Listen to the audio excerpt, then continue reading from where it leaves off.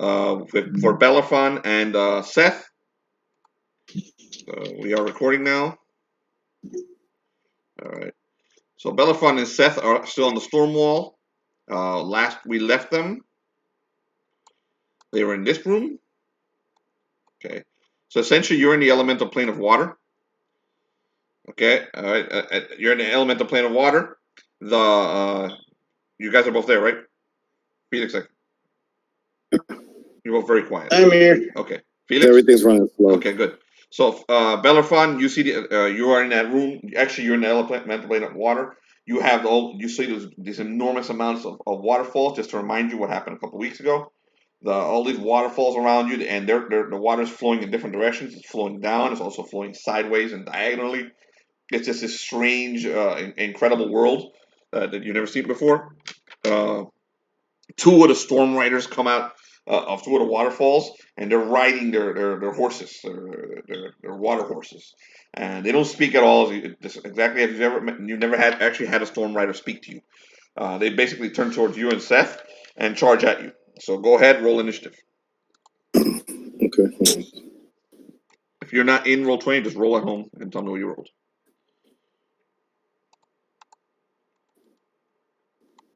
Roll20 is running slow as shit, dude. Just I can't roll at even home. I know you have funky dice. Don't worry about Roll20. I'm gonna use my app because I don't have funky dice. I ordered them from thing and they never sent them. Okay, then just use the app. Okay. I'm gonna roll for the Storm Riders. Okay, Storm Riders. That's because Brothers of the Storm is a copyright, right? Yep. So the Storm Riders roll a 19. I got a 9. You have a 9. Storm Riders roll a 19. Seth rolled a 9. Belafon, what'd you roll? Hold on a second.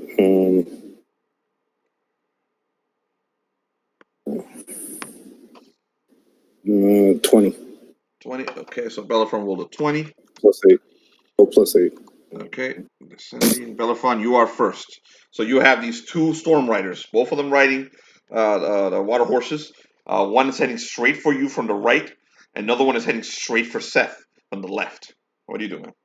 They are about 20 feet away. Actually, the one on the right is 20 feet away. The one on the left is maybe 35, 40 feet away. I can't see the map, dude. Don't worry about it. Use your head. Use your imagination. So, Seth is about 10 feet away from you.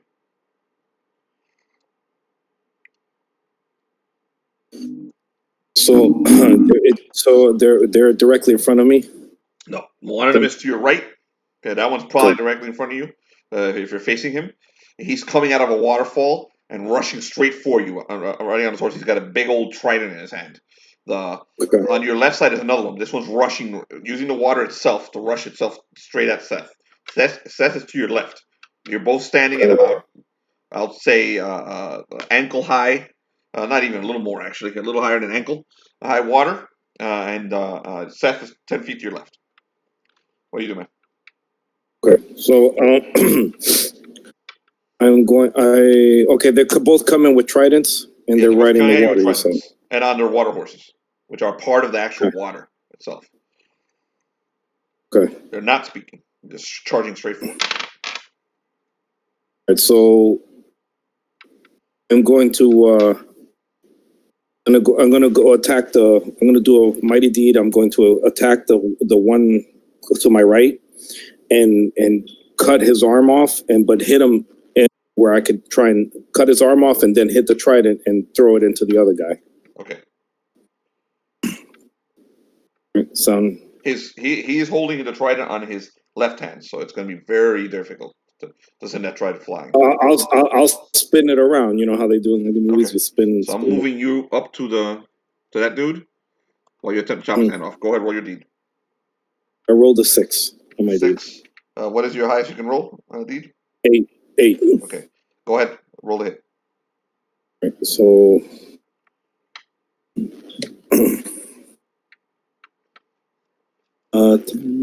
24 to hit. plus my 26. 26. All right. So you are roll for damage. You hit him.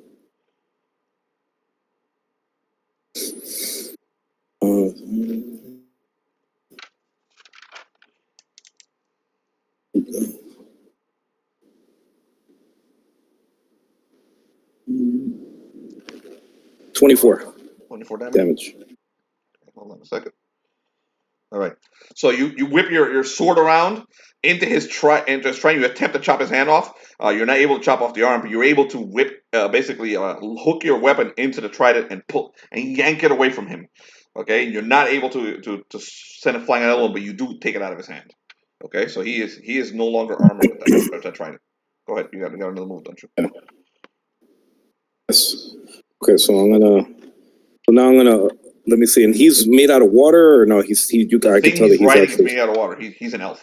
Storm riders are they're dressed in full armor and like actually very heavy looking armor, like a chainmail mixed of plate. They're elves, but they don't look anything like an elf you've ever seen before. They have long blonde hair. They actually have facial hair. They're large. They're very large and burly. Okay, so I'm going to try and behead him. And do what? So behead him. Okay. I rolled a 6 on my mighty deed. Okay, go ahead. Roll it. All right, so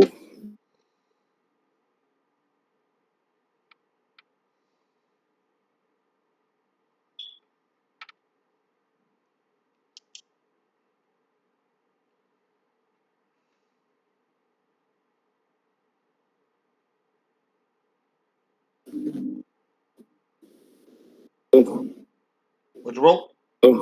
Hello? 27. 27 to hit? 27. Okay. Once again, you come at him with your sword and you go to hit him. Go right roll for damage. Okay, so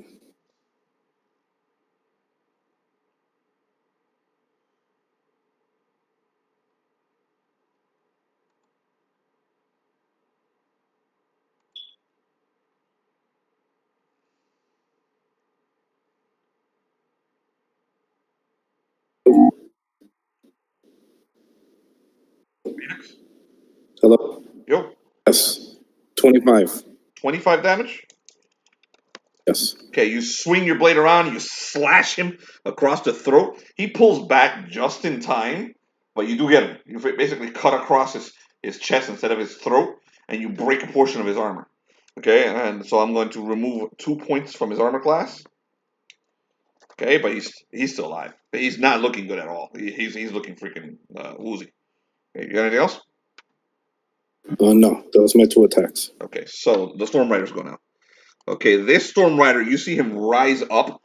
Basically, the horse comes at you, and the Storm Rider is no longer holding his weapon. So that horse, the entire wave that it's made of, slams into you. Okay, go ahead and roll a stamina check. Okay. To reset my app because my phone's going crazy. Dude, every device I have today has been going crazy, and normally they work fine. I don't know why. Bad day or what? So I just restarted my phone. Sorry. Just give me your. If you want, I'll roll the funky dice.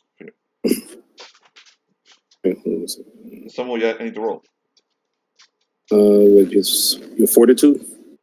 Yeah, but tell me what dice I'm on. It's a 20-sided dice, so give me his bonuses. Oh, okay. All right, I just restarted. Hold on a second. Just use a normal dice, man. That's a 20-sided. I don't have. Oh, yeah, I guess. 13, and I got a +7. So what'd you roll? 13 and plus 7, so it's 20. Okay, so fortitude. Okay, the water engulfs you. Okay, you made a strength check. A strength check. Okay, you're not drowning, but the water is basically swarming around you and pushing you. So now all your attacks from now on this target are a -4. Okay, remember that. So now, the other Storm Rider does the same thing. He rushes forward. He doesn't even use his weapon. He basically the water elemental moves upward and slams right into Seth. Jonathan, go ahead. Roll a stamina check.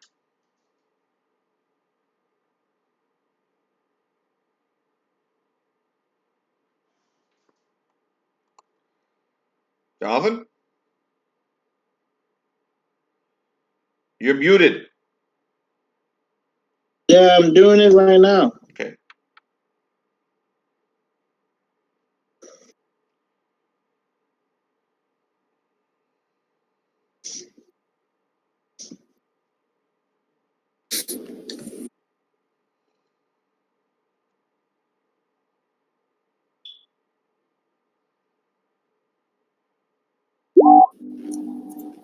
Okay, he's using roll 20. Excellent. So that's your stamina then? How do you have a +1 to stamina when you're like level 4?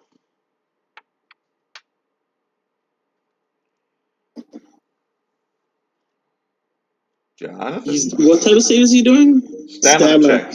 He's also drunk as usual. If it was reflex, it would be a +3, but this is stamina. Dude, you're a level 4 warrior. You have automatically a +2 42. It's a 42 check, Jonathan. Oh, +2. in that case, it's +5. No, wait, sorry, 4. So go ahead, roll. 3. It's a 42 check. I'm sorry, I said stamina. You're level 4, right? Mm-hmm. Let me go double check that because it's something bullshit. Yes, it's level 4. No, second, bro. I gotta call work. Okay, I rolled again. What'd you roll? A 19? Okay. You made it. You got the same thing as Bellerfun. You have essentially you're the water is swarming around you and it's impeding your movement. So you have a -4 to hit the storm rider that's above you. Okay, he tries to poke you. He tries to poke you with his trident.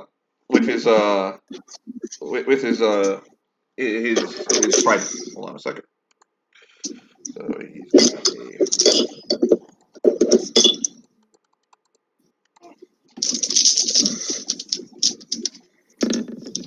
Okay, what's your armor class? Give me a second.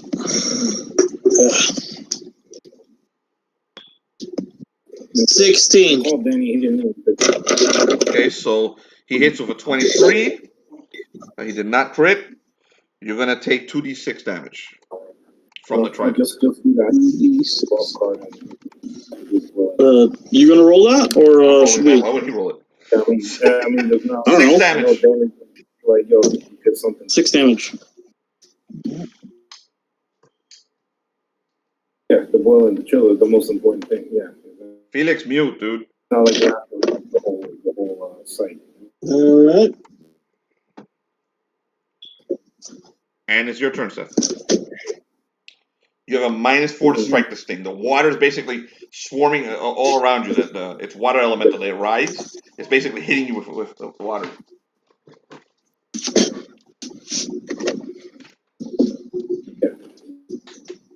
Alright. I'm going to use the D die. I'm going to use the halberd to pretty much like hook the storm rider close to me and up and try to bite his neck. I know. Then they could be like, well, we don't need fucking 3. Down to 2. Go for it. And the one guy's out of the job. At least. So. This dude's like, I don't know why he's not picking up. One. The other. How do I mute Felix? I only got a 1. Okay, so all you have is a +1 to hit from that, plus your normal bonuses with a -4 from the. Yeah, just I'll call right. Just do it that way for now. Yeah, we'll just fucking do the golf cart. And then if they want to take their own cars so they don't get cold, then. Tyler, there's a way you can mute Felix while he's talking? There's possibly a way, but not while Jonathan's active. Okay. I could figure it out if I had a moment, but.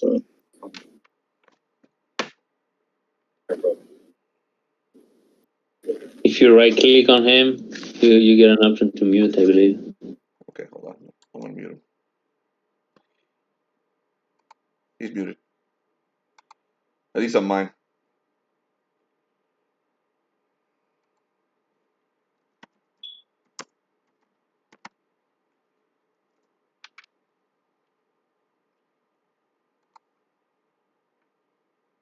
Okay, Jonathan. Yeah, rolling right now. It's 0. So you have a -2 from that -4. How's that possible, man? So you have +1 from your deed die. You have how much strength? Yeah, What's your strength? +1 from the strength. You have +1 for your strength, and you have a bunch of bonuses from your weapon too, don't you? We didn't put the bonuses yet. I did give you bonuses on your weapon, Jonathan. You have a +3 on your weapon. Put that for now. I think I have to tell you this every adventure, man.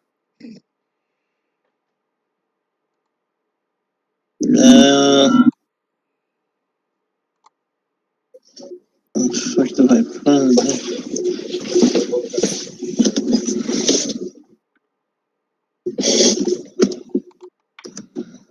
What's the weapon, Jonathan? Halberd? Yes. I spelled it wrong, but whatever. How much damage does it do? I think it's a 1d10 for your damage. Thank you, Tyler.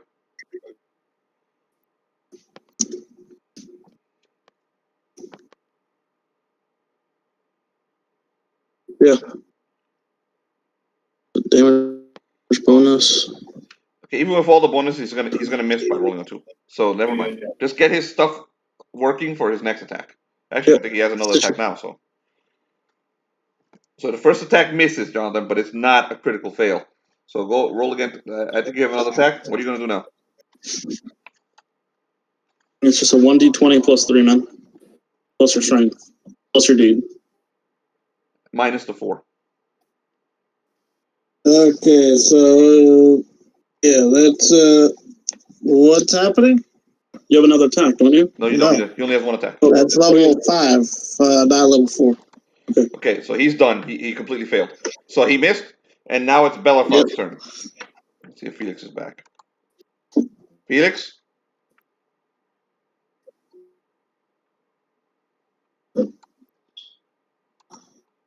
Felix? Okay, he's still on the phone. So we're going to leave this fight because players are not in this. He's not playing in this fight because he's got issues going on at home. We're going to switch over to the other group. All right. All right, go here. So let's switch over to the group that's actually paying attention, and we'll go over there, and we'll go collect there. Oh, shit. So this group. Let me write down the initiative for the other group. And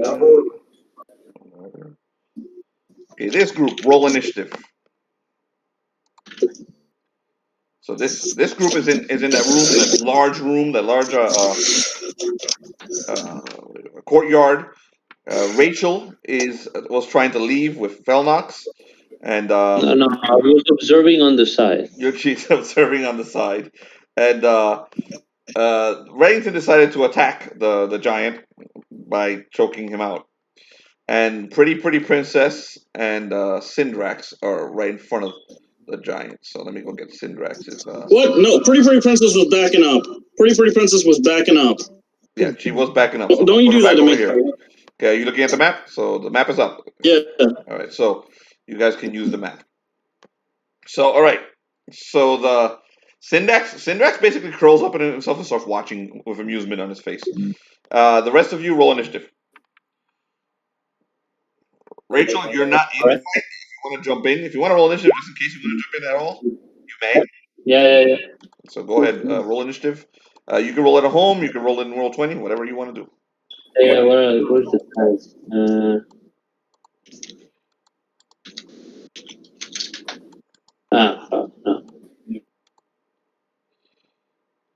Well, Pretty Princess got pure ass. There you go. Wow, I got a 20. Okay. Whoa. Wow. Legendary. Legendary. I muted You Phoenix to said me. that. Please let me know when he's back on your end. Okay. We haven't heard him yet. Okay. All right. So Rachel rolled a critical on her on her initiative. So she's already a badass. I'm able to observe intensely. So let me get the giant and roll for him. Alright, so his initiative is he actually has a -2 on initiative. So as giants are wont to have. So he rolls that much.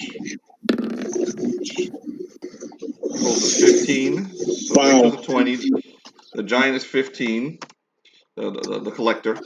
Reddington. Pretty Princess. Give me a Pretty Princess. 13. 5 for Pretty Princess. Reddington is a 13. So that's amazing. Everyone who has the rogues rolled the lowest. The guys with the supposedly highest dexterity. Rachel, you see what's going on. That giant is struggling with Reddington on his back. Reddington apparently lost his sanity and decided to strangle a giant, a 12-foot tall giant. And he's not very tall. He's maybe 5'10" or something like that. And he's dangling off that thing. The creature and the collector is starting to struggle with him. So what do you do?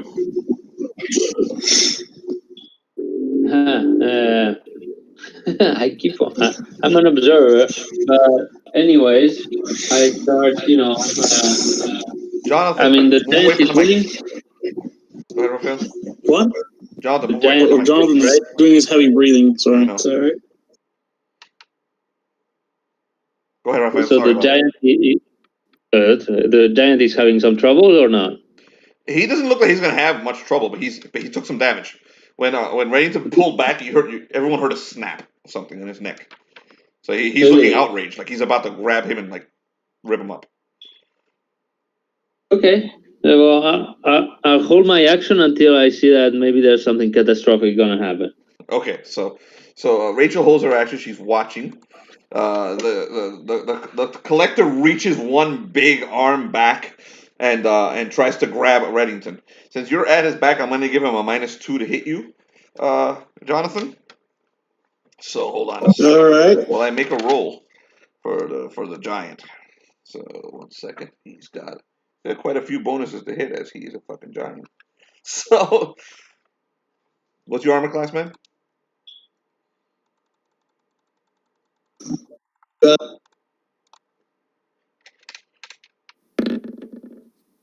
You rolled 24.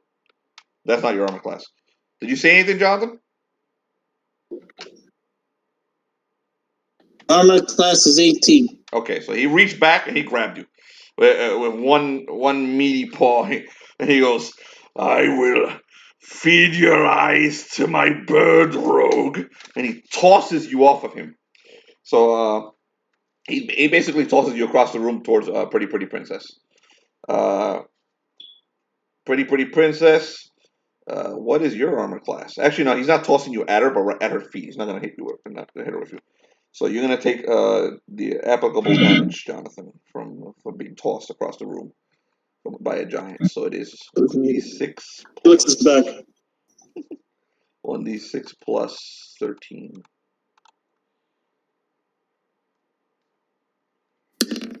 You take 16 damage, Reddington, as you slam into the ground in front of the giant. Does that still happen even though I have the armor invulnerability? What does your armor from vulnerability protect you from? From physical damage, right? Yeah. How much does it protect you? What does it do? Like all of it. You take Its only weakness is magic damage. Okay, so you took no damage. So you basically you land in the ground right in front of a Pretty Princess. The ground cracks, but you don't. Okay, so but you're on your ass. So you are prone this round. Okay, the giant. All right. He reaches behind himself and pulls out a massive glowing sword, and it glows with power. And he goes, I will read the future from your entrails, rogue. And he advances on you. So, All right. Rachel, are you gonna take your turn yet, or you're gonna hold up? Yeah. So because Reddington is about to die, right? Yeah, he's in trouble. He's a rogue. They don't have much hit points. But he is wearing that Yeah. vulnerability thing, so he didn't take any damage, actually. But that weapon will kill him. Yeah, but I don't know that. No, you don't know anything so damage. You're right. yeah, I don't know that. So what I'm going to do is what? What? Hey, No, Uncle, Felix is back. Oh, Oh, I'm gonna cast sleep on the thing. Okay, you're gonna cast sleep on the giant. Go for it. Yep. Roll I've a unmuted d20. Felix. No. Get a 21. 21. All right, so you roll a 21. Nice roll. Okay, do you know what page sleep is on? I like to give my players a page number so it's easy for me to grab it. 155. 155. All right. So let's see what that does. I can check it out if you want. No worries, I got it. So you rolled a what? 21. Okay. So he has to save. He'll fall into a normal sleep. What kind of save is he? First of all, roll a 1d4 real quickly. Yep. 4. 4. Okay. So it manifests as waves of blue light coming out of the Space Marine armor, and she aims it at the giant. The blue light basically rams into him, and he's going to roll a quick saving throw. This is going to be a will save, I believe. So he's got a +6 to that, which is fairly low for a giant, but high for anyone else. He rolls a 17. Okay. He's asleep. He's asleep? Yep. Okay. So he's going to knock the hell out for... 4 hours. Oh, you already rolled? Okay. No, that was a manifestation. Go ahead and roll a 1d6. 1d6, yes, sorry. 5 hours. So the dude is standing there looking like furious. Like he's ready to read the future in Reddington's entrails, and then he just stiffens and falls over like a board, like lands on his head. So he's out of it. Okay, now everybody else in the room, they all gasp, and they all pull their weapons. All the warriors around the giant pull their weapons, and they start looking around for who did that. They saw the waves come out of the power armor, and they're looking right at you, Rachel. So, All right. we're out of initiatives. So They're not attacking. They're basically just looking at you like, "What have you done?" all right. So with the second action, because I have. Oh, go for it. Go ahead. Stay. Yeah, I'm gonna roll control fire. Ooh, give me the page. That's 238. Go for it. 19. Okay, so go ahead and roll a quick manifestation, 1d4. Yep. 2. So you rolled a 2. All right, so flames. So nearby flames, essentially the torches around this place, the fire starts coming out of the torches and goes over to Rachel's hands, and her hands start to glow like a reddish color. Okay, you know what a 19 does. So anyone who attacks you will take 1d6 plus your caster level. Okay. Yep. Okay, and it's going to last 1 turn per caster level. So I don't need to tell you. You know what you're doing. You're a super mage. So Yep. so they're a little scared when they saw that. They saw the fire basically wrap around them, and they're not sure what to do. They're looking back and forth between you and the giant. And you guys are kind of out of initiative right now. Do what you will. Pretend I'm not here. Okay, so Pretty Princess got something to do. So Pretty Princess goes over to Reddington and picks him up, right? As Pretty Princess picks up Reddington, he's like, "Man, you're an idiot!" Blah blah blah blah blah, and he keeps talking, right? He goes off on she goes on a massive tangent. But as Pretty Princess is talking, Reddington for the first time realizes that Pretty Princess isn't saying what she means. And between the lines, he realizes that there's thieves' cant happening.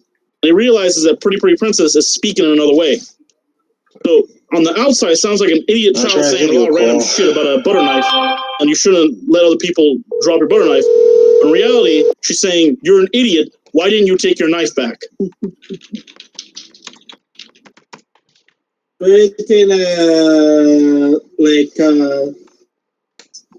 Tries to stealthily put hand symbols under him. Also doing thieves' camp. All right. Saying that's probably what I should have done, but considering I was waiting for you to give him the sword.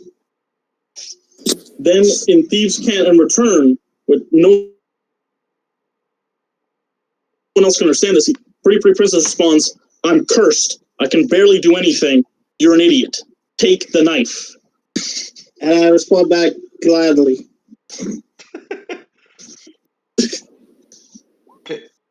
And then Pretty Pretty Princess says one last thing. I can barely do anything with this body anymore, unless it relates to a child. And bear in mind, this is all while she's babbling random shit. Like he's like listening to the first letter of every word and all that shit. And like Pretty Pretty Princess is talking about how the trees, they look so nice, but she doesn't understand why they don't work. Why they're breaking. How scared she is. And she's like, we need to get out of this.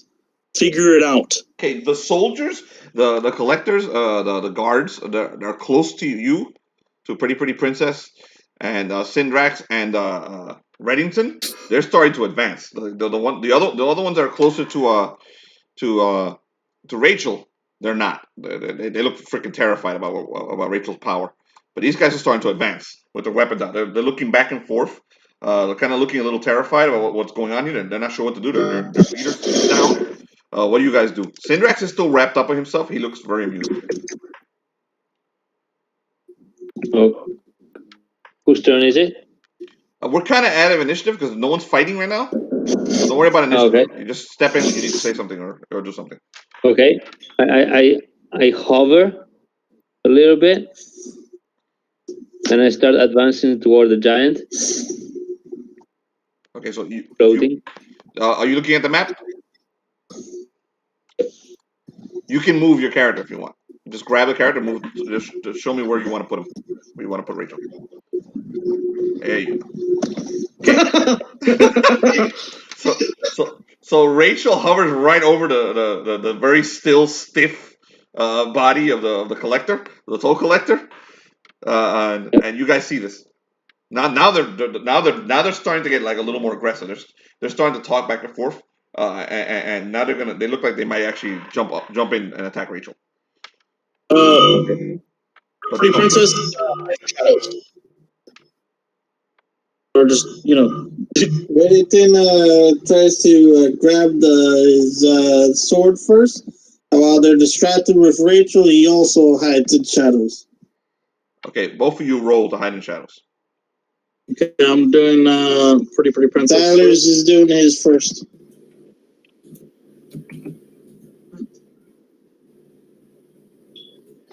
What?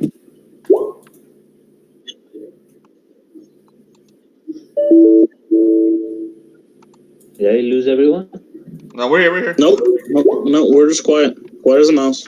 They're making rolls right now, Raphael. Yeah. Okay. They're both I hiding in did a shadows. 14. We're trying to get somebody else in quietly through in the chat.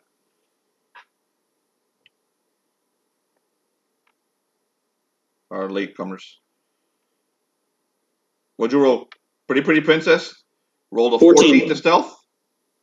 Yeah. Okay, I don't think I'm rolling mines right now. Okay, you're quietly sneaking away, but what you did instead of like vanish or whatever it is, you're kind of going into the shadows, and these guys, their attention actually is turned away from you and it's turned on Rachel. Everyone's looking at Rachel because she's hovering right over their boss. I got a 19. Yeah, you vanished.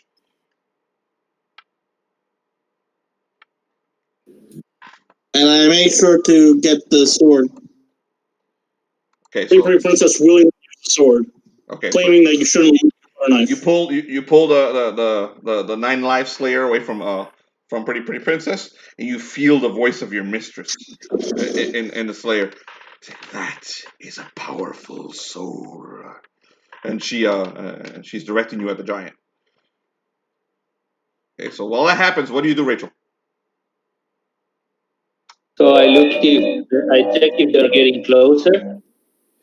The problem is, the soldiers haven't started moving yet, but they're kind of like talking to each other, and they're kind of like revving themselves up. Like some of them are like they're chatting in this strange tongue to each other that you don't recognize, but they look like they're getting braver. They're gonna start advancing. The group that was advancing on the rogues is no longer advancing. They're looking at you and they're waiting for orders. The 2 rogues, you still see Pretty Princess, but that other guy, Reddington, he's gone. You don't see him at all.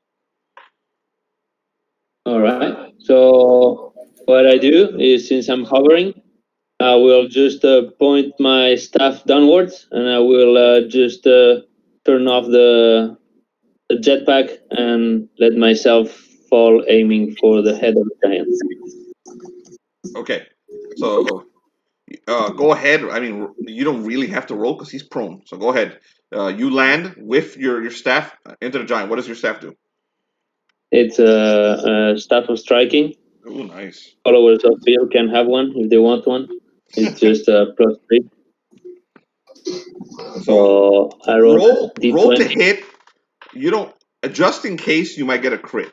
You get me? You don't really need to. You're gonna hit no matter what unless you roll a 1. So Okay. just do a roll to hit. Not great, but I guess I But that's still okay. hit. It's still a hit. The only thing that would have messed you up was a 1. So go ahead. Give me your damage. So it's 4.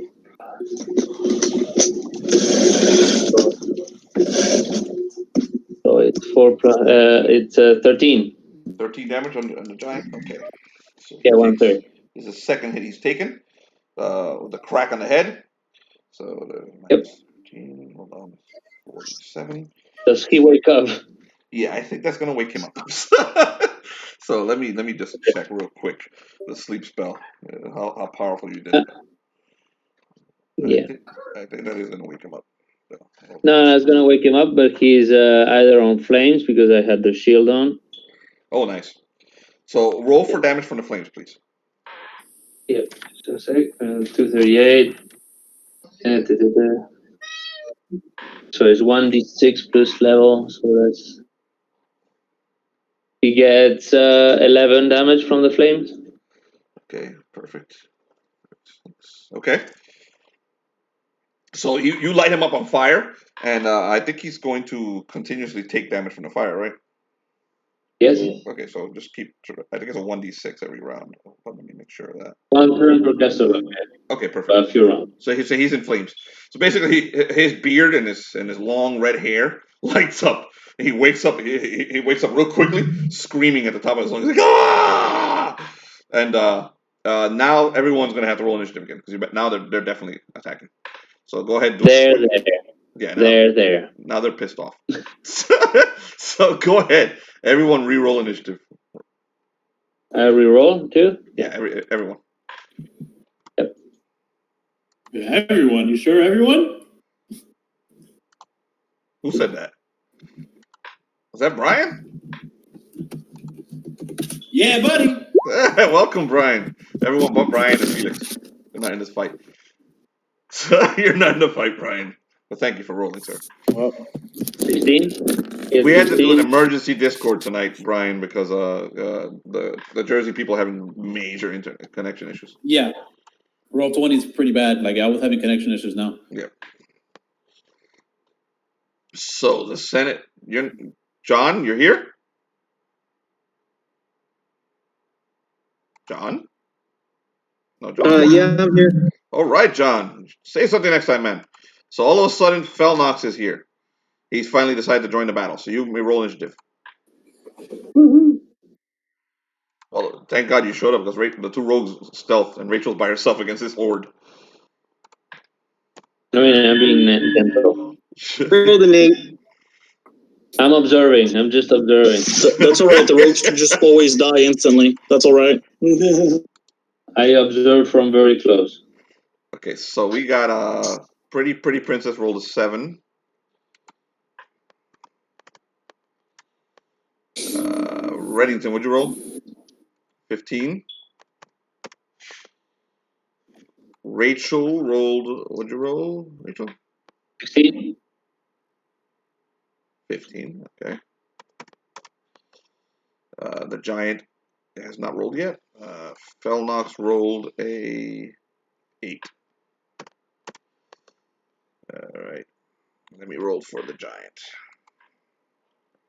His initiative is going to count for all of his minions too. He has a -2 initiative. I should probably give him more bonus negatives for how poorly he's been doing. So he rolled a 4, so he's going to be dead last, I think.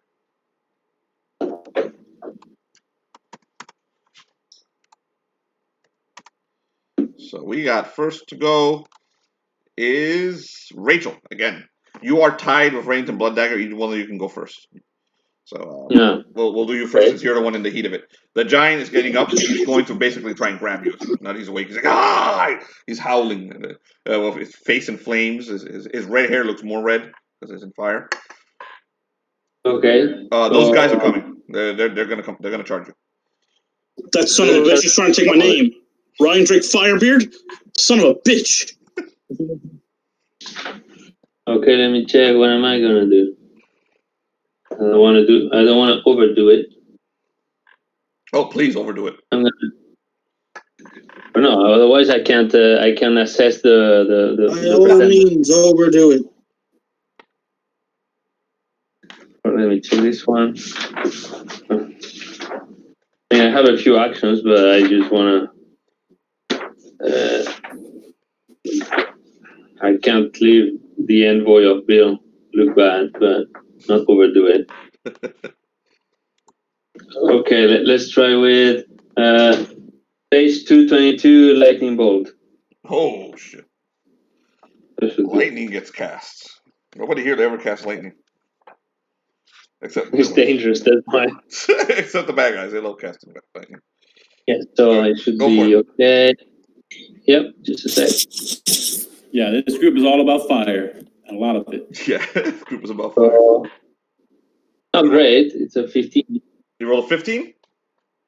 Yeah, but I don't lose it. But so I roll again.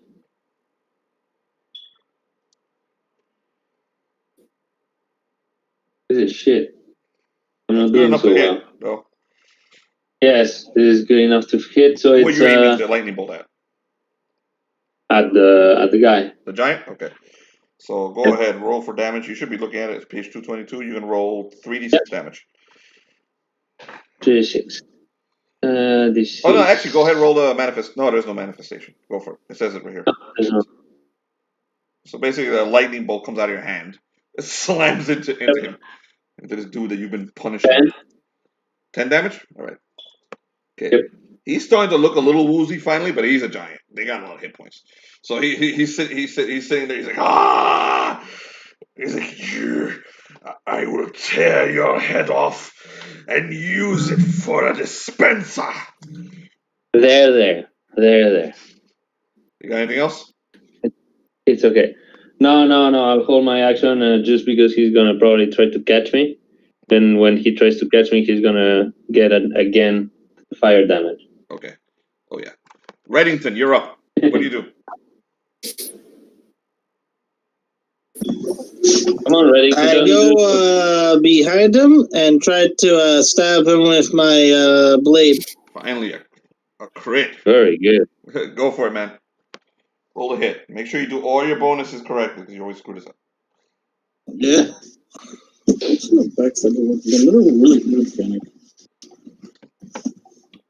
A rogue hits a crit. He's the. Yeah, what's your crit table again? You do have to hit. So roll a hit. Okay, awesome. Well, they do automatic crits if they hit from behind, so he just has to hit. Oh yeah, that's all you have to do. You just have to hit. Jesus, I'm getting old. I'm forgetting stuff. Rogues this is terrifying. No. Yeah, I just read something wonderful in the book. Backstab attempts can only be made against creatures with clear anatomical vulnerabilities. So you cannot do this to Shogoth. Nope. So Bob's okay. Cannot do that to Bob. 17. I got a 17. Points. His AC. Hold on, I'm not telling you what his AC is, but I will check it. All right, yeah, that hits. Go ahead, roll for damage, and then roll on the crit table. Right. I have the crit table open. Also, you're using a 9 life slayer. So are you? What do I have to roll against it? Yes.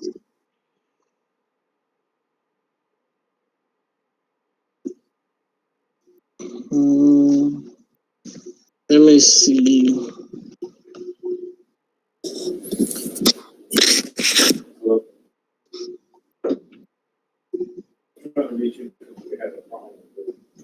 If you don't have it written down, John, then just roll your crit.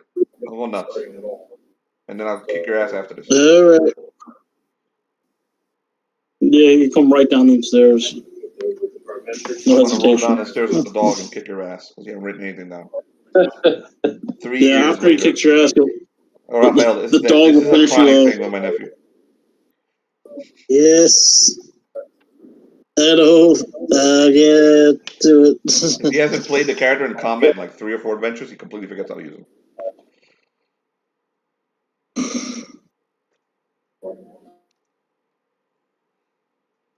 Okay. Now I'm rolling for the damage thing. It's a maintenance-free battery. The one that needs one. 12 damage. Is the 9 life stealer a dagger or It's a rapier. Okay, okay. It's a rapier. Yeah, because the dagger would apply. You get an extra 1d4 plus the 1d10. Okay. You shoved it into him and did the damage. Now, what is the 9 lives? What do I have to roll against? Last I checked, it's either if he has less than or 100 HP, 100 HP or less, Mm-hmm. his soul gets taken. Okay, yeah, but he has to roll. Those are the 5e rules for that thing. Yeah. For there is an actual roll here, so I'm gonna do a stamina roll, and then I'll send you the thing because you don't have anything written down. So give me 1 second. This is a giant. They have very high stamina. I'm gonna dive in. I'm gonna take a look, see if I can find it. Don't worry about it. Worry about that later. You don't look things up in mid. That's a lot of ability. So he rolled a You got them 19, organized. so I'm gonna say he made it. So it did not drain his soul, but you did an incredible amount of damage to him. You did that 12, and then did you roll your crit? Roll on the crit table, Jonathan. He didn't do it yet, Okay, roll that. and I believe he gets a 1d24. Yes, he does. Add your Right. luck bonus. I got a dice right here. Go ahead. 15. 15. All right then. 15. Okay, he shoves that thing into him, and basically he comes running and he shoves it into his head. It's the creature into the giant's head, and then drags the head into the ground. Okay, go ahead, roll a 2d6 damage. Uh,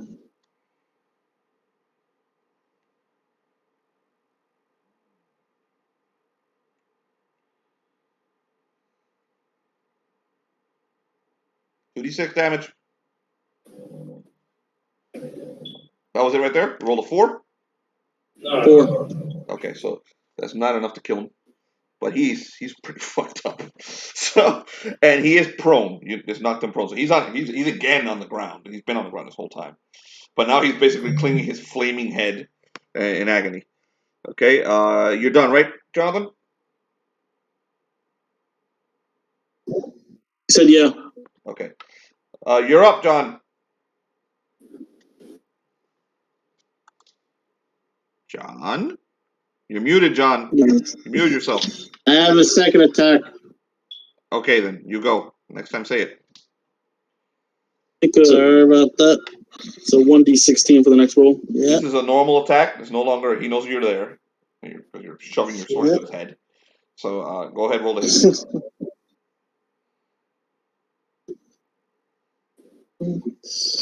See, I think I got a 1d16 here. It is a 1d16.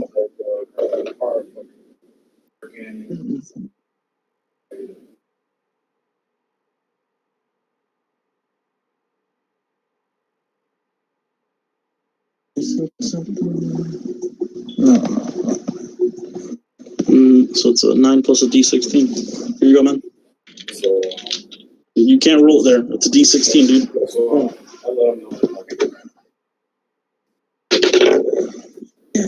That's a 3 plus 9.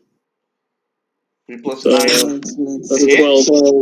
That's not a hit. Yeah, 12 to hit. He's prone, so I'm going to give him a -3. It's still not enough to do any damage to this thing. This thing's head. Basically, you hit him, but you're not able to penetrate him with the same weapon. So you're done. John, you're up.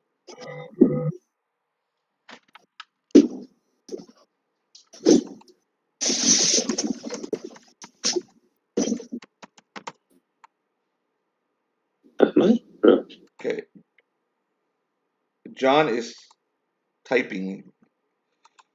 Jersey is a disaster tonight. So, go, John. Just unmute, John. Unmute yourself, John. You muted yourself in the Discord. Actually, I had pressed the button. I guess I remuted myself or something. Sorry. Okay. Go ahead, man. What are you doing? So Fireball. you see this. Just to describe because you missed quite a bit. The Reddington initially attacked the giant and got tossed across the room, and then Rachel disabled the giant with a sleep spell, but then did some cool little dive and hit him and whacked him on the head with his staff. But now it's getting crazy because not only is the giant they're kind of tearing up the giant in the middle of the room, but the giant soldiers are finally going to attack. So they look like they're going to surround it and charge at Rachel and Reddington.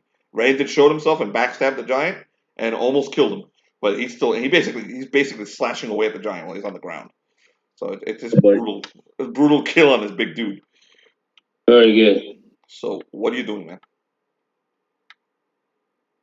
Fireball. Fireball?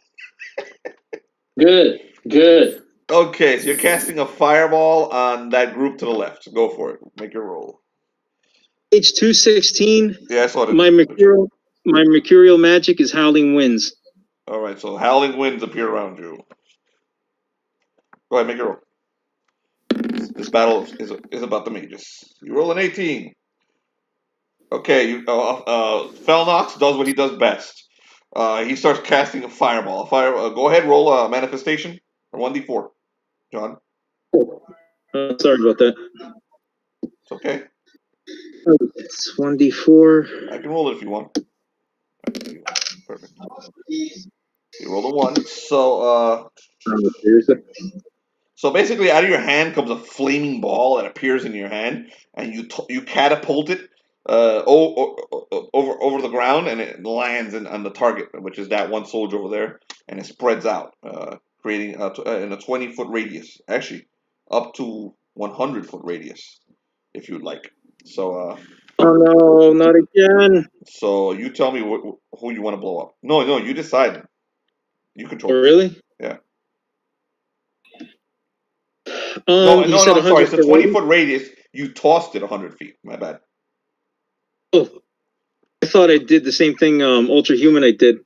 No, you're fine. You're basically going to burn those top 4 right there. So roll for your damage. It's 46. All right, cool. Wait, I can just. Oh, that's cool. No, those are 4-sided dice. 46. Sorry. Wow. Good enough. So these guys don't have much hit points. So this entire group here basically explodes into flames. Let me use my expert art work here to blow up this group right here. So you hear them all screaming in agony as they burn to death. So you see the flame hit all of them. Not only is the giant's head on fire, so are these people. You got anything else, John?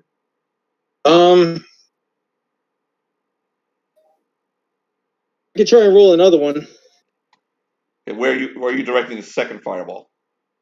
Um, And remember, this was a lower dice. I think you roll now. yeah, it's, I think a D14. Make sure it's. You're level 5? Yeah. It's a level 5, D14. Level 6, D16. Take your time. I'm gonna shoot another fireball on the other side. Go for it. 18.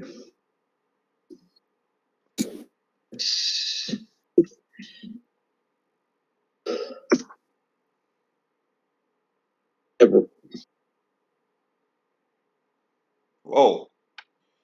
Okay, you roll even higher this time. So this one can jump to different targets. Roll your manifestation first, 1d4.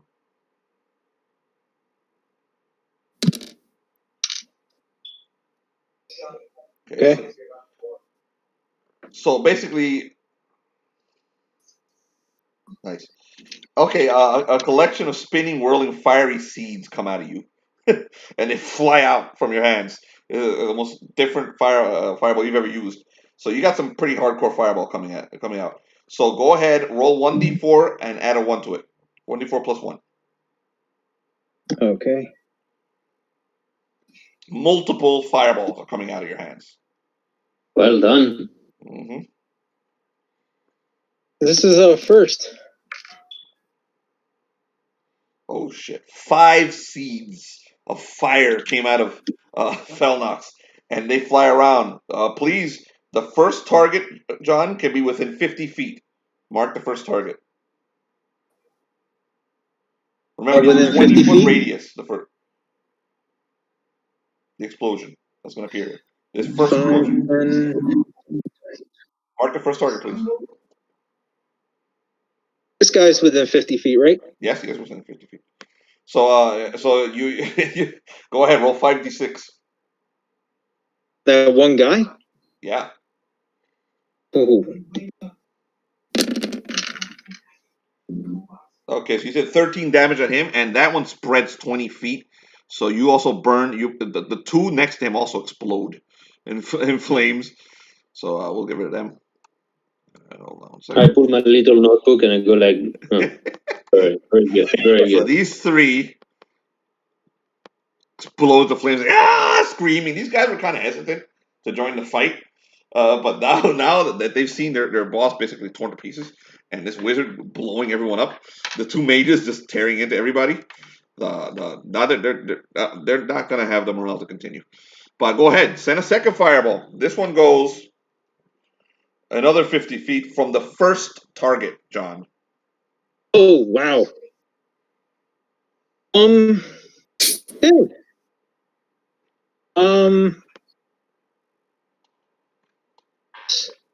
This guy. Okay, so go I hit ahead. that guy or is he too far out? Hold on. Let me double This check one is that. 1d6 damage. Okay.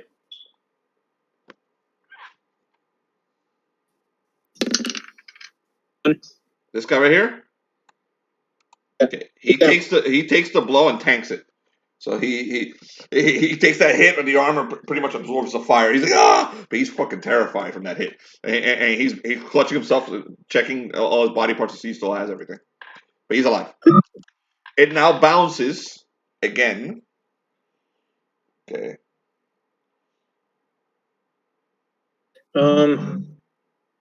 20 feet away from it, and you're gonna do this 3 more times. So give me another mark. And roll 1d6. Another one. Roll 1d6. Another one. Roll 1d6. That one. Roll 1d6.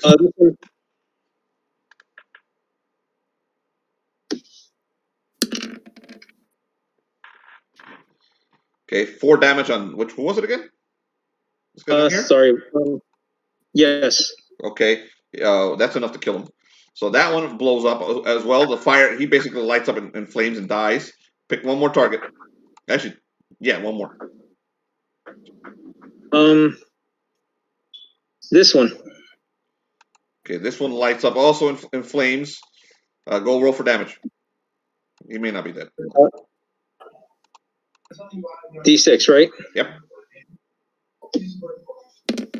Good enough. He also lights up. So that last fireball that didn't kill this one guy bounces off of him and slams into and kills another one to his left, and then starts getting stronger and slams into another one and kills that one. So now you basically burned like the entire room. That's pretty much it. I'm gonna do a quick morale check here for these guys, but I think they're done. Yeah, they're done. So the rest of them are like they're looking back and forth at each other, and they're starting to back away. They don't look like they're going to be sticking around to this. They haven't quite tossed their weapons and run, but they're looking fucking mortified. Pretty princess, you're up. All right, so let's see. John, mute yourself again. Let's see. Please. I hear you didn't mute myself. Is there any objects on the ground? Like, did anyone drop their blade? Yeah. The guys who Like got okay, so princess grabs. If I can do this in one turn. What they're carrying? What? They are lances. What they're carrying. So pretty princess is gonna grab this blade. Wait. Are these people scorched? Like, is their armor destroyed? No, it's not destroyed. They're scorched. The people inside burned to death. The armor is too hot to grab, and the weapon probably is too. All right. Pretty princess starts dancing and runs over to. Okay, go ahead. If it's a hot weapon, if they're all hot weapons, pretty princess does not make any actions towards them. Like, there's like a slight glance towards them, and then she starts dancing towards these guys over here and singing, like, very happily. Muscles glistening in the beautiful sunlight or moonlight or whatever. Okay. So she's skipping over to the slaughter of the giant. Yep. So the giant now, he's done, dude. He's like, stop! You've paid your toll. Go through. No.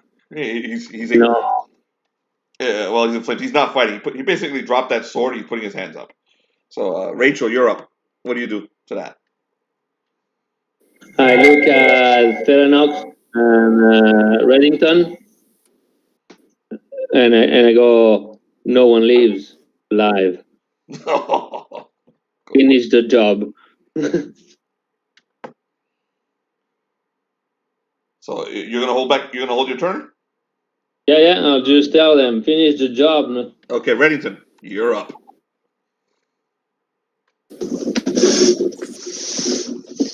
You're unmuted. Reddington goes forward to if his blade sizzling a bit with electricity, ready to about to finish the job until he cuts it right into the heart to try to take his soul by electrifying him. Shove your blade. You shove your blade into heart. Just roll a 20-side dice. Roll with your bonuses. You're gonna hit no matter what. Just like before, this dude is not defending himself. So basically, you're stabbing him. I just need to make sure you don't roll a crit or a 1 or a fumble. Go for it. Yeah. That's good enough. So you shove your sword into him.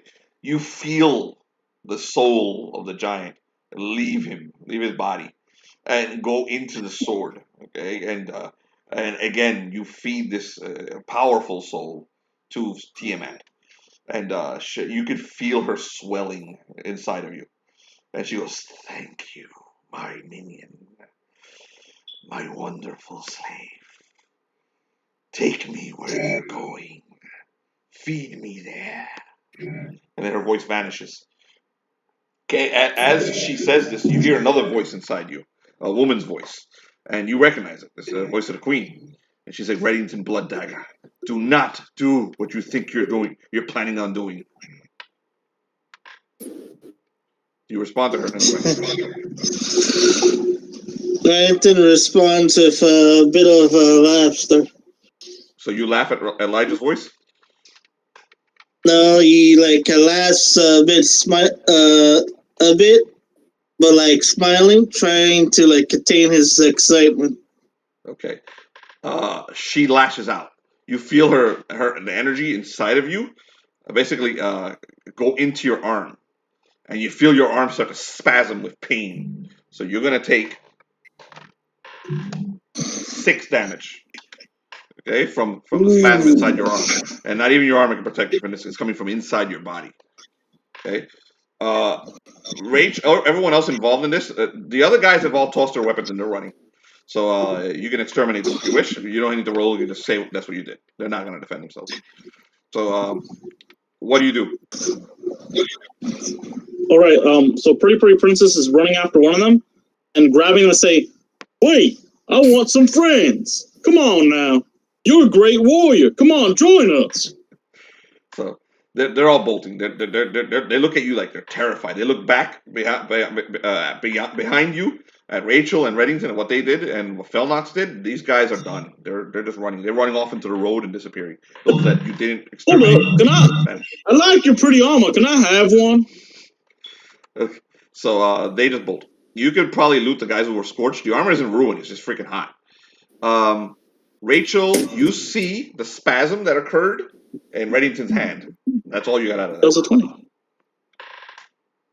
I go, interesting dagger you got there. You mind if I take a look at it later? Now I think there's people to dispatch. Okay, so you join in on the slaughter, Rachel? Yes, of course. With a big smile, I just start impaling these guys with a staff. Okay, so you guys see Rachel in her power armor basically run through, start killing these guys who are running from her. You realize this is a pretty dangerous individual. Felnox, what do you do? John, you're in a situation, man. Unmute yourself. Come in. Sorry, I've been keeping mute because of background noise. I know. And I got like Discord window, so it's confusing me. Basically, I continue to dispatch the rest of them. After that, I will be looting. Okay, so all right, so you guys, you're able to basically tear this place apart. We're not going to go through the actual rounds of your slaughter, but you basically take everybody out here. I'm going to calculate some. I do have some. I didn't think you would loot the entire place, so I'm now going to calculate what your loot is while you guys RP if you'd like. Now that you run into each other, the giant is dead. Rachel, you did see the spasm in this guy's. Reddington, what are you doing? Pretty Princess again approaches Reddington and is spouting the normal bullshit, talking about the fire's pretty, but in Thieves' Cant she's saying, "You twisted being, I know what that blade does. It's evil. My father, he knows what's coming. I'm going to tell him." Do you know? You speak of the world engine? Yes. So she's sober when she speaks in Thieves' Cant? That's awesome. Yeah, so she's speaking like between the lines there's other meanings. So she's like, it looks like Reddington is doing like hand gestures, but so Reddington looks like he's kind of like an idiot doing dumb hand gestures to the air. Reddington's like using like under his cloak, using hand gestures. Like he looks like he's fumbling with his hands.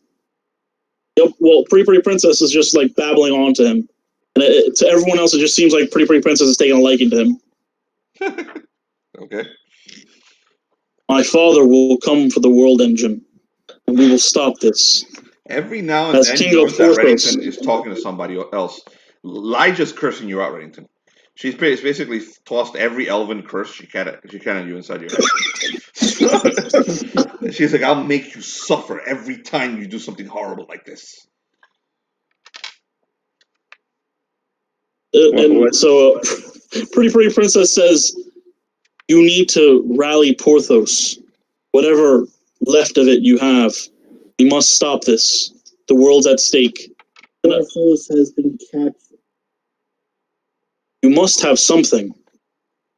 There are the Storm Riders. Call Jonathan, perhaps we can barely hear you. remnants. There are perhaps the Storm Riders, or perhaps remnants of the Eternals. It will take a while.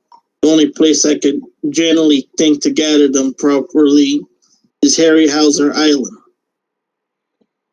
Do what you can as king. I will call my father. And bear in mind, she's like, man, them flames ain't pretty. Man, I like what you guys did. All that pretty lights. And that's what she's saying while talking to Runnington. Man, the pretty lights, why'd everyone run away? I want to make friends. Okay, who loots the giant? Pretty Princess. Rachel, you do it? No, I don't. I just I pull out a bottle of spray paint and I start writing on the throne. Bill was here, just because he needs to be everywhere. So, Hey, can I do that after too? That looks humiliating fun. everyone here, Rachel spray paints the throne. So, Can I see that funny thing? I want to spray too. But first, I gotta check this big giant. I think he might have magic staff. Can you write? I can. I was taught to count to 3. What color do you want it? I like pink. Then here you go. Toss a can of pink spray paint to you. It's a hot pink, by the way. Thank you. Pretty Princess sprays the face of the giant and then loots him. I take a camera, picture camera, take a couple pictures of that. Okay, sit with the giant. Take a picture with the giant. I need to send that for the report. the face burned, his soul pulled out of him, his head bashed in by a stick. It's like this bloody mess of that giant. He's probably missing an eye.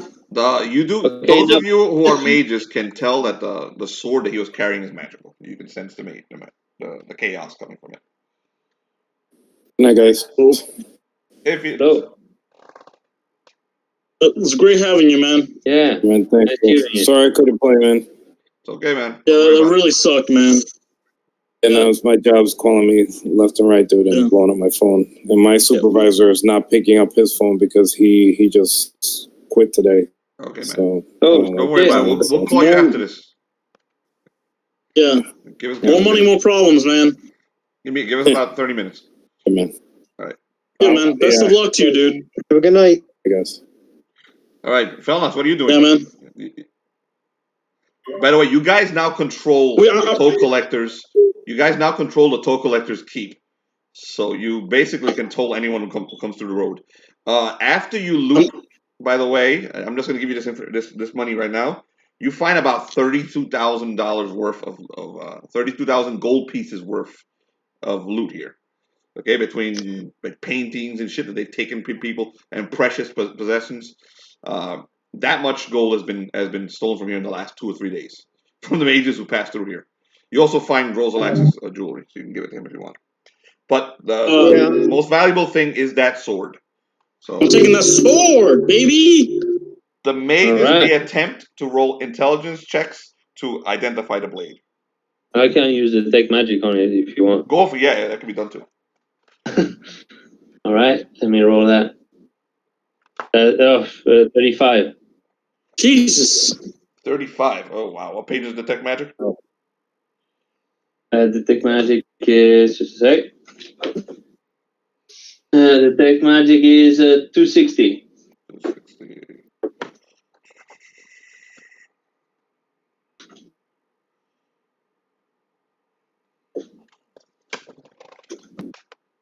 All right. Yeah, so I know everything. Yeah, you know everything. I know everything. I can identify everything in line of sight. So. All right, the blade. It is called the Dragon Tooth Flame Blade of Akiza Manoth. All right. Wow. Oh shit. It is a +3 longsword. Okay. Wow. I'm just going to give you the stats. It possesses 5 intelligence. It is a chaos weapon. Okay, it will communicate through simple urges. It seeks to open the gates to the realm of chaos. I'm not going to give you all the information. I'm going to give you the information you can identify from it with your detective. Okay. A non-chaos being, when they wield this weapon, something's going to happen. For the rest of you, on top of the +3, this weapon gives you a limited planar step ability. You roll a 1d16. Okay, as of the wizard spell, the same name, and you're going to add a +1 modifier for every living being slain by the weapon in the previous turn. Okay. So that's what does. Something else happens when someone who is not chaotic picks it up. Okay, which I got a question. You'll discover when someone not chaotic picks it up. Yes. I got a question. The curse makes Pretty Princess chaotic, but she is not chaotic. Does that mean because she picks it up, what happens? She's not chaotic? She on the inside, she's not chaotic, but she Nothing has happens when you little lift to the no blade. control. Nothing happens when you lift the blade. All right. All right. Can I get the rundown of that blade again so I can type it out? +3 longsword. You don't really need anything else, but I mean, you go ahead and write this down because it just to remind me later. Intelligence +5, planar step. You must roll a 1d16 and add a +1 modifier for each living being slain by the weapon in the previous turn. So 1d16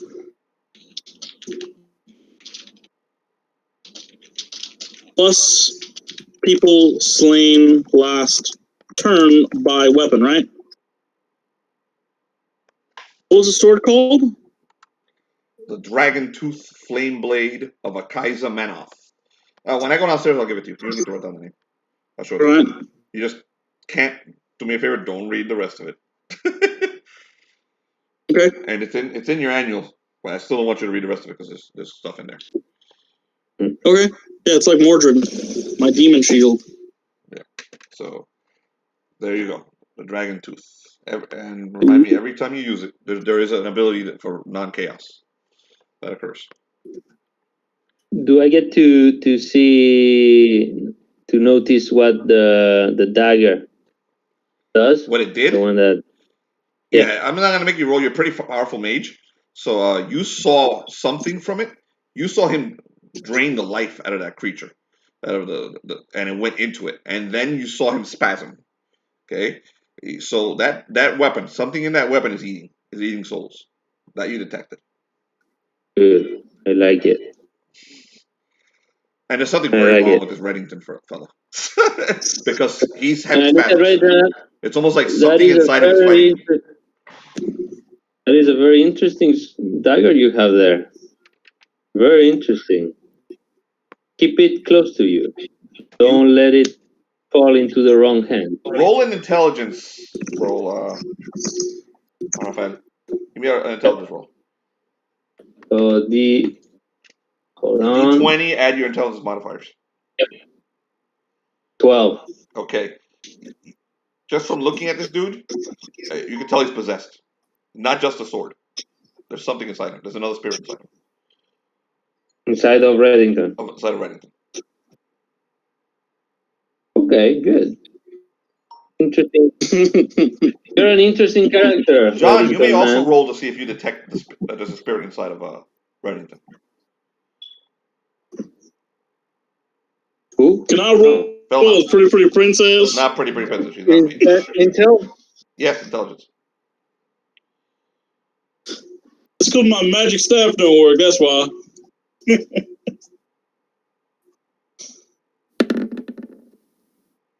Oops. Well, now. No, you don't know. Not only do you not know, but you have become mentally retarded. Sorry, that's it. Belmont's is dead. Endgame. Not only do you not know, John, but you lose some intelligence. That's how bad you rolled. No, I'm kidding. That's fine. You just don't know. Dude, you're completely oblivious to the fact that there's something wrong with Reddington. You didn't even notice the spasm. All right. So what do you guys do? I go to Pretty Princess. Here, come and help me make a tableau out of this. So I start pulling up the giant onto his chair, and I grab some of the dead bodies and I make a pile next to it. So it's a nice composition. Oh, that is so sweet of you. I'm glad these people, they get to sleep together now. Yeah, you gotta tidy up your mess, huh? Yeah. So I'm sure they're going to like the fact that they have pink faces. Pretty Princess sprays every face pink. All the corpses. And I go to you. Now, this will be your signature move. so Everywhere you go and you bring death, this will be your signature. I don't know So what you everybody mean will by death. know. I mean, only Everybody will sandwiches know. die. Only sandwiches die? Yeah, sandwiches die when you eat them. People, when they get hurt, they go to sleep. All of them, they just sleeping. This is a good prank. See? He sprays the face of the burnt corpse of the giant again. So Syndrax slithers past this entire scene, slithers over to Felnox, and he's got like a little smile on his face. He looks at Felnox. The composition of your group has changed, wizard. Yes, it has. You're not so noble anymore, are you, Felnox? I like it. I think I'll be leaving now. Thank you, Syndrax, and thank you for your help. He gestures back here to the back of the thing. To like, there's a gate back there that's open, and there's mist pouring in from that gate. See, that is your way out, Felnox. Thank you. He transforms into a rainbow. He basically evaporates into a rainbow. And the rainbow goes. The end of the rainbow enters that mist, and then it disappears. All right. So he's gone. So what do the rest of you do? So can we leave the door open and just take the key with us? Yeah, the guy has a key around his chest. Yep. So, Pretty Princess, you're in charge of the door, and you can leave it open, I guess, for everybody to use. It's a freeway now. You see Felnox with bags of loot and a torch. He's like, I thought we were going to burn this place to the ground. That sounds dumb. Guys, don't worry, I'm going to tell my daddy about this place. Okay, so you guys are able to carry maybe like 200 or 300. I mean, depending on the character, gold pieces between the bunch of you. $200 or $300 worth of money on you. I'm gonna assume that Pretty Princess can hold 1,000 from the muscles. So just add about 300 gold pieces to each of your characters, and that should do it. Anyone who wants to steal any armor can also take it. It's normal. What they're wearing is normal chainmail. Some of them are wearing half plate. If you need half plate. That was not what I was told. What I was led to believe. I thought they were wearing all golden armor. They are in cool armor, but they're not magical, unfortunately. I thought it was all like gold plate. I was scared. Well, okay, so Pretty Princess, he says, no, we shouldn't burn this place to the ground. I'm gonna tell my daddy about this place. He likes places like this. And thieves can't. Runnington hears this. Hears, my father will conquer this place, and it'll be ours. You should. It's a good business. Good gig. Bear in mind, no one else can hear the thieves can't. So all you hear is my daddy likes places like these. The other ones thieves can't is Reddington, so. Yep, no one else can hear like the normal voice of Pretty Princess. Right. So you guys step through the. I'm gonna step through the gate. Yep. Right, I go. You know where I go. The gate functions in that wherever your intentions are, that's where you're gonna go. So it's like a portal. So where are you going, Felnox? I'm not going in just yet. Okay, so Rachel, I know you're waiting for Felnox. So yeah, because I just follow them to observe them and not interfere at all. Okay, Pretty Princess, Reddington, what are you guys doing? Okay, so Pretty Princess goes over to the lady that's observing them. I'm sorry, Can we postpone this interview thing? I'll be back in a bit, okay? I'll find you later. What? Oh, I'm so sorry. I feel horrible. I gotta go say hi to my daddy. So My daddy, he's gonna miss me. You're bailing out? I'm not bailing. I gotta go talk to my dad. I miss my daddy. You see, like tears swelling up in this massive black man's eyes. I miss my daddy. Okay, yeah. Why not? We'll catch you later. I Thank look at you. Felnox. I guess it's just you and I. Pretty Princess turns around and sprays Felnox in the face with pink spray paint. You gave them the spray paint. Thank you. After doing that, which if you want, we can do a nice little roll. Would you like to roll? No, that's fine. John, Okay, so you're gonna try and dodge the spray paint? Yes. Okay, you have to roll to hit. So you have to roll to hit him. Dexterity, Tyler. Ooh, baby.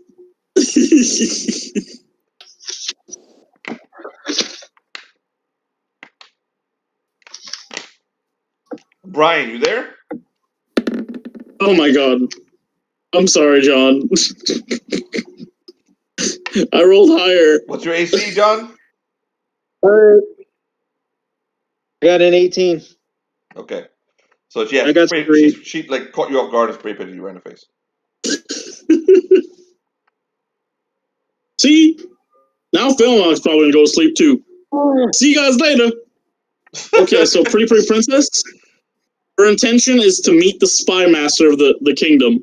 Okay. That's where she goes in particular. So she skips her way with the spy master. Skips her way through the mist and arrives in Greater Umberland, essentially in the spy master's tower near the castle, your father's castle, and we'll take you there next week because I had to prepare that. So yeah. she's gone for now. Felnox, you're still hanging around with Rachel? You're not going through yet? Yeah. Okay, Reddington, I grabbed Reddington.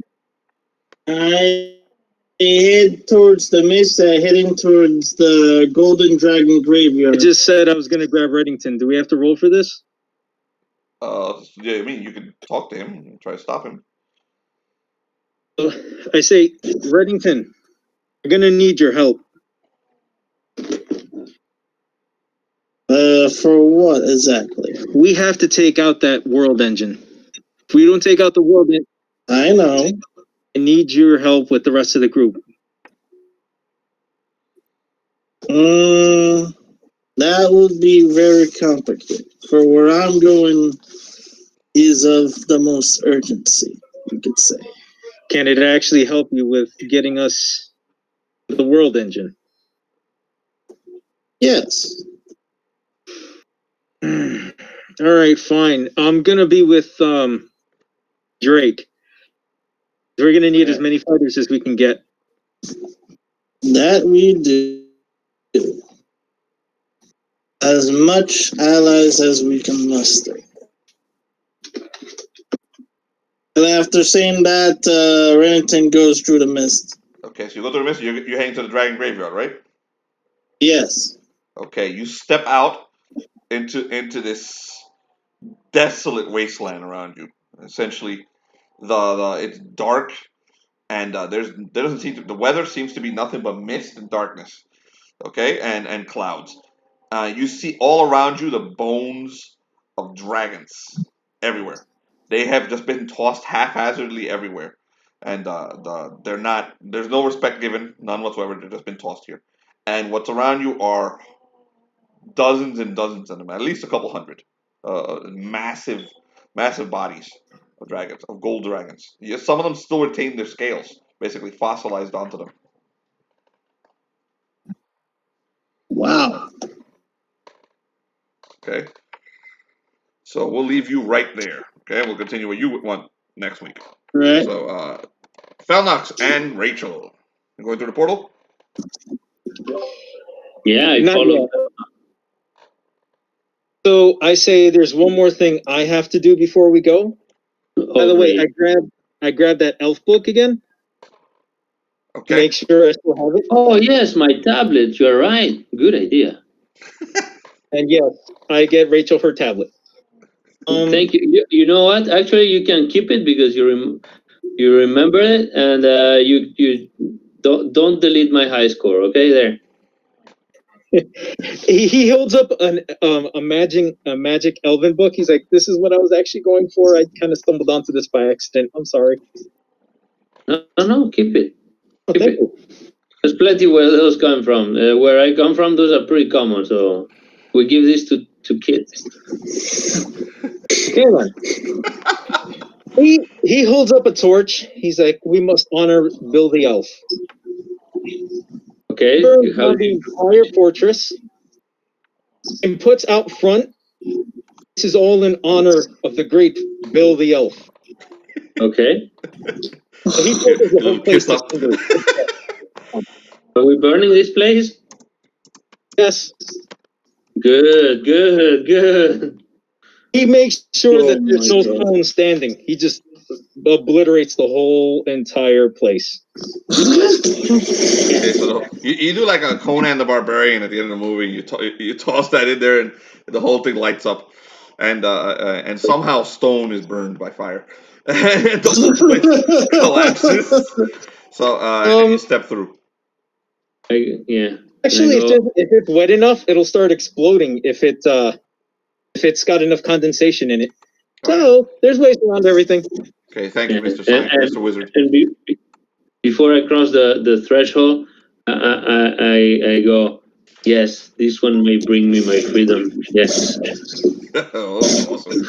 So you guys step through, and as you step through the mist, it suddenly gets really, really cold. Inside your power armor, you don't really feel it that way, but you do see the chill appear on your Yep. visors, and It fogs inside. yeah, the frost exactly. At Felnox, you feel the cold of the glacier that you left the Gotengo on, and as you step through, directly in front of you are a whole bunch of dwarves, and Ryan Drake Firebeard is there with Ephialtes, and Frelia, who's not here today, but she's there, and Krill, the Velociraptor, is there. So you're basically reunited with the rest of the group, minus Bellerophon and Seth. So Ryan Drake, Ryan, you just see this weird mist come out of a door. You've already seen enough portals to know what that looks like. A weird mist come out of a portal, and out steps Felnox, and next to him is you know what she looks like already, Rachel. Yeah. So please And of course describe the these characters child. to Yeah. please everyone take turns describing these characters to Raphael because he's never seen them before. Okay, and describe it to him and basically introduce yourselves in. Okay, I'm gonna mute All right. myself because the dog is crying, so I'm gonna bring him inside. Give me 1 second. So I'm gonna start with Ryan Drake Firebeard. You see a short and very stout dwarf. He has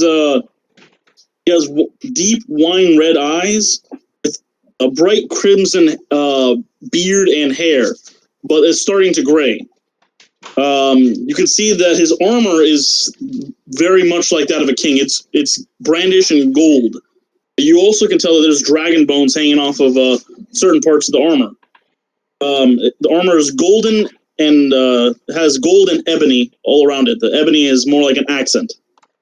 And then he has on his right pauldron a massive black dragon head, and his shield is spiked, and you can feel the chaos emanating from that shield and a hunger.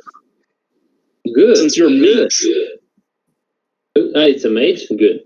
Looks like a very interesting guy. Good. And immediately you can see a massive smile crack across his face when he sees you guys. Immediately. Go ahead. Sorry, guys, I've not been here. Hey Brian, now that you're here, you just saw a portal open in the ice near where you and Ryan Drake and company are, and you saw, and stepping through a Felnox, and you never met Rachel, so I'm gonna have Raphael describe Rachel to you, and you can also describe Ephialtes to Rachel. Yeah. So Rachel is my picture's not here. Anyways, I'll get her picture right now. He's an old lady in a power suit armor, an elf, And she looks like an old, telephone receptionist lady.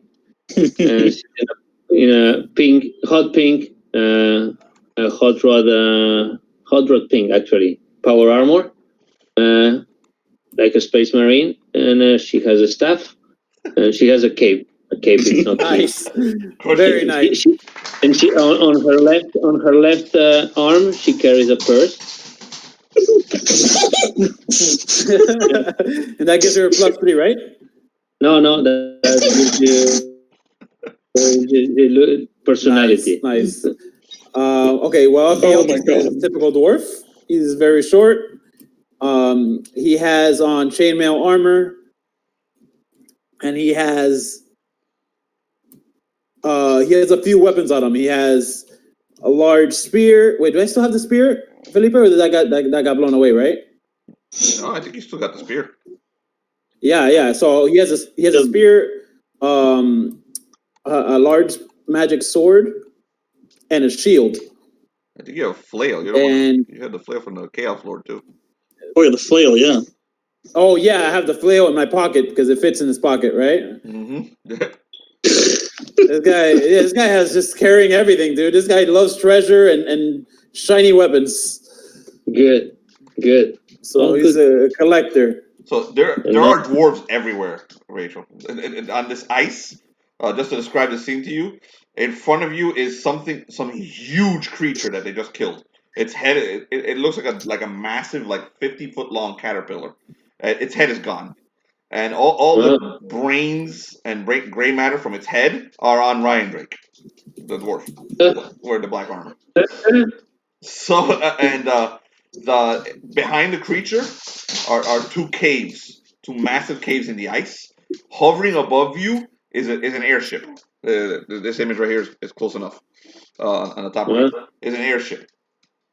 Okay, it's hovering directly above you, and there's these white flags coming out of it, and they're waving. You can see that the crew of the ship waving white flags down at you guys.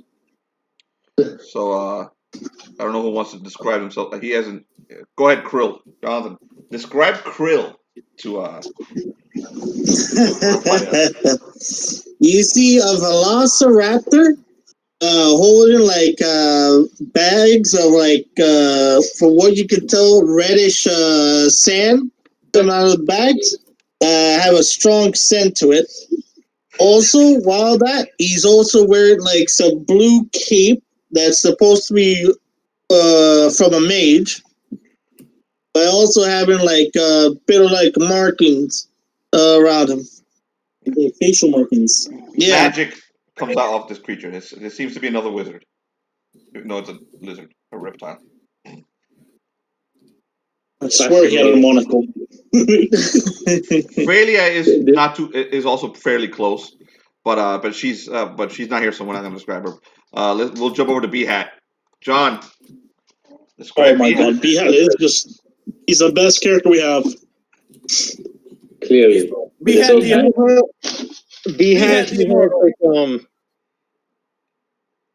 a cloak that's like a basic khaki color. A lot of his clothes are kind of baggy. It looks like they could be tied off at the ends. And his hood can actually be pulled over and a net drawn down. He doesn't have it on at the moment, but I'm sorry to cut you off, but he has a fucking bee on his head. He has a gigantic bee on his head. To clarify. yeah, because you didn't let me get to that point. Thank you. But is it alive or is it dead? It's alive. It's alive. Is it it also very Real alive? and a massive bee. It also talks, but It has only a you can course on one of the understand it. characters. The group. Oh, quite the group you got here, guys. And There's actually by one the more. way, There's one more. There's another power armor. It looks a lot like yours. It's maybe a little larger, and it has like the head of a lion directly in front. This thing's hovering above you, looking down at you. Go ahead, Tyler. Describe the lion. So you see this massive black power armor with very bright golden eyes that they're actually hard to look at because they're so bright. You can tell it's definitely a very foreign design compared to yours. and you can see that has a lot of capabilities, including napalm. You can see like where it would come out, like this massive tube. Holy shit.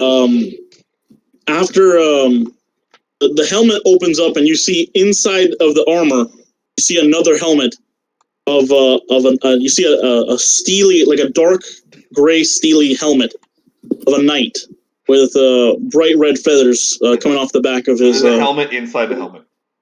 Yes. Just in case.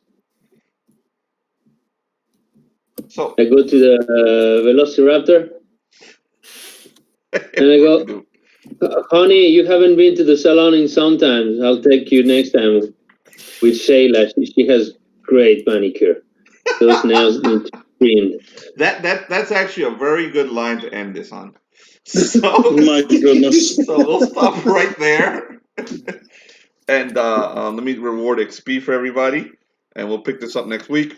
Right here now, the group is finally mostly back together again.